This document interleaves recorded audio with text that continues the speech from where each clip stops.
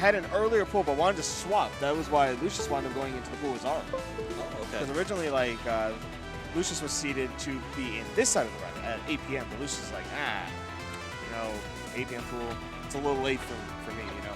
Wisp wanted to swap pools, and Cool. Bango. Well, You know, here we are now. We have, who do we have him fighting against, though? That's the interesting question. PNG. I don't think I've seen this player play before. Well, I would hope that they have a doubles partner named JPEG, or otherwise it's going to be a very disappointing time. True. I'm full of bad jokes. Oh, okay, so we got a Rano. Another frog coming out. So we'll give a little story for Wisp. A very seasoned student of Bio, or for some that might know by the tag Windows, I will be using Bio from now on. As of, I believe last week, they swapped the tag recently from that to Bio. But they've been practicing with Bio for the last, I want to say, year or two, maybe about 2 years now. They've been showing up having some pretty solid runs overall in the RCS brackets online. I believe they got it was like 25th or 33rd at Riptide this year. So it's very interesting to see how this is going to go. Oh, PenguSol. Oh, okay. Okay, I've heard of Pengu. I definitely recognize the tag, yeah. All right.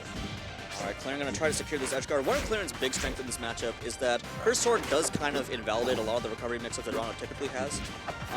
For example, Rano's ability to mix up the up B into both the Needle Storm and the dive kick. That entire mix-up game is really, really cut short by Claren's edge guard strats. Ah. Because Claren just puts a disjoint there and all of it's covered, right? Yeah, exactly. And that is like one reason why I know some Ranos don't like the matchup a whole lot, because again, like, that if you have disjoint to really deal with Rano, then it becomes a nightmare to try and get in on the character. Absolutely. In general, I feel like Rano Man's not a big fan of disjoints, especially once Rano gets in the air. The lack of aerial drift is really a struggle with the swordies. Yeah, like right here we're seeing, yep, you have to do the dive kick there. This bubble is going to give one more chance.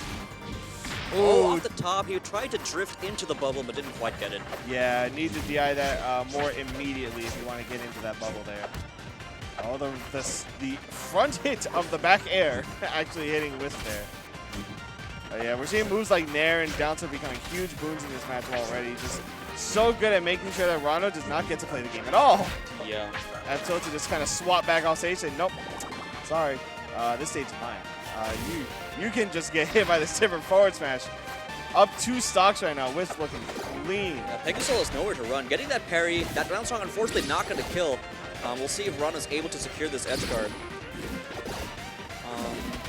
Oh no, unfortunate. That delay on the up B there actually giving Wisp a chance to get back. PenguSol just back in the blender. All right. From what I've seen, Claren also does tend to be one of the characters, Rano does tend to be one of the characters that can't deal with Claren's up B as well as some of the others. Like, I would say not super often. You can put bubble in front of the ledge to slow down the up B, because obviously whenever every single hit will slow down the recovery, so you get more time to react after the second hit. And if you want, you can wait after. Down strong to the upper is going to take that with a clean 2 stop coming out from this. That bubble tech for creating more hit pops is very, very cool. That's interesting. That is something that I sort of do with Absa with the Cloud Bomb, where if you have them riding the wall to the up B, you can wait for their wall jump into the second up B, and then just tank the hits to create that pseudo hit pause, and then just force them to get hit by the Cloud Bomb. Gotcha.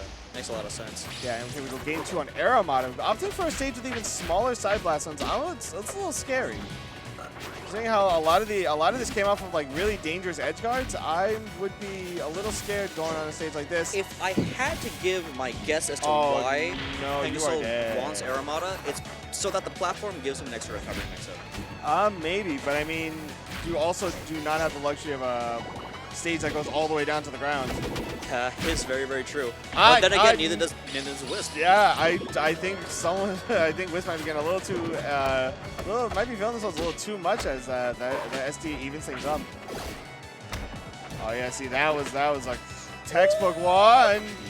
Yeah, no, making out safely enough that Nair is not going to tip her, and PenguSol is going to be safe.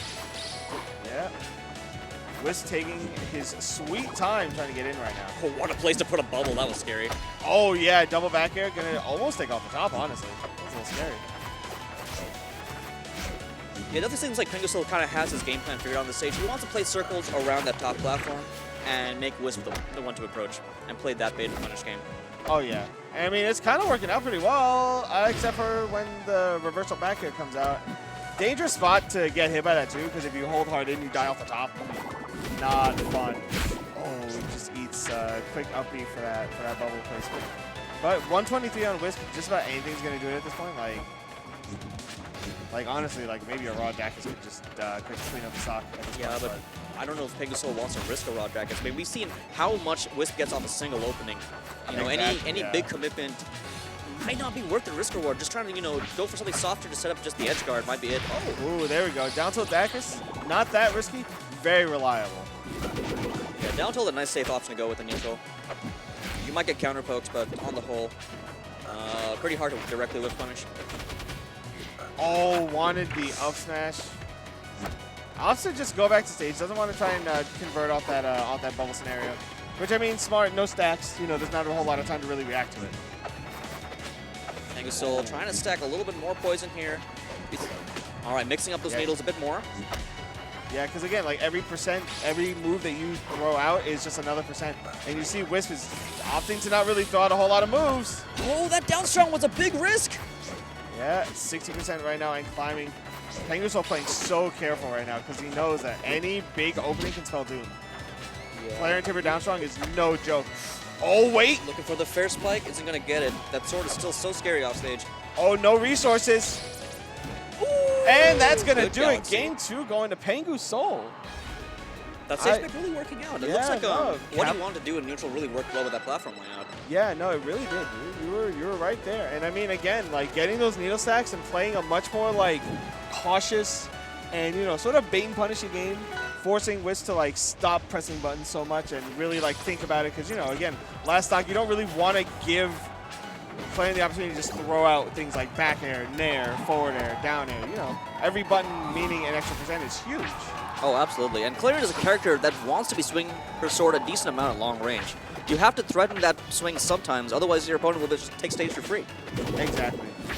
And Wisp opting to go to treat up here at a very different stage. Yeah. I'm actually a little bit surprised this didn't get banned, given how well Clarion controls space on the stage. But we did see PenguSol land a fat combo to start things off. Yeah, but right now this is looking kind of dangerous. That was not worth it, but it was very cool. It was very cool. Stock trade, executive decision on high dive hideaway. The monkeys are very pleased by the antics. The monkeys should definitely celebrate more for more antics. Yeah, again, like a little monkeying around. Good DI out there because you don't want to get hit by the up smash on the DI in because that will absolutely kill you on the top platform. Yeah, and Wisp with that double jump was looking to land that down there. That drift out was necessary to avoid that spike. Oh, again getting caught by that. What was like a strong start for Pengu is to actually kind of swapped roles into Wisp's favor, controlling a much larger pace again because not a lot of stacks, able to control the mid-range very easily. Pengu is trying to play the exact same tactic he did on Aramata, but the platform is lower, so Clarion can just cover more options. And so I'm not sure if it's nearly as worth it here. Top, yeah. And just like that, PenguSol is on his last stock of winner's bracket. Yeah, PenguSol can, you know, land a good combo here, can even things up quick without eating too much extra credit. It might not be over yet, but that's not a thing you can do. Clarion down tilt, so safe on a tech chase. Frame 4 moves cannot punish it. Oh wow. Yeah. So fun fact on that, it is you can parry any frame 4 move because Absa can jab check Clarion after a down tilt tech chase and it's parry punishable. That is very good to know. Yeah, that is usually why people will opt to wait to see if Clarion will go for the parry. Oh, that was double filthy. dunk skis. Very, very filthy. And Wisp taking it with an emphatic 2-stock in game 3.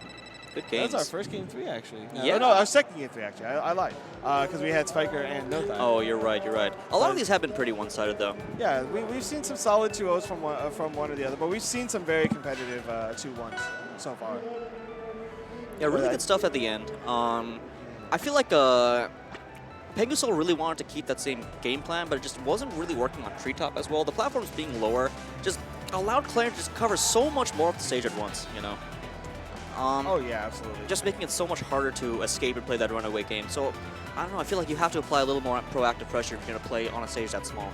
Yeah, in Rano's case, since he has a really small hurt box when he crouches, I usually recommend, at least with characters like that, to crouch underneath platforms, because even with Absa, if you crouch underneath a platform, Claire down air will just flat out miss you. Oh, it does not reach. It doesn't reach that far down through, but it kind of relies on you standing in place. Word. So if you're crouching, you can just outright let it whiff and then punish afterwards.